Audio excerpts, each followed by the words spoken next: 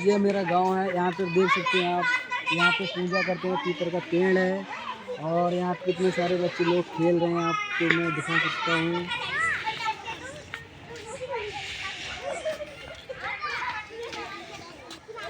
ये देखो सारे बच्चे यहाँ पे खेल रहे हैं। ये मेरे गांव की वीडियो है जहाँ पे सब लोग जैसे कि पूजा पाठ करने आते हैं। यहाँ पे देखो कितने सारे बच्चे हैं और उधर जैसे कि मतलब ये घर है और उधर ये जैसे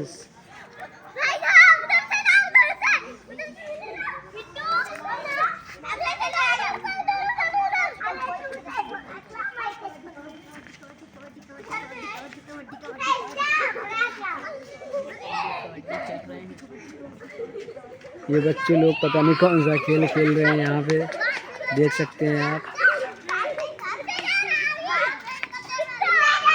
थोड़ी देर में भीड़ लग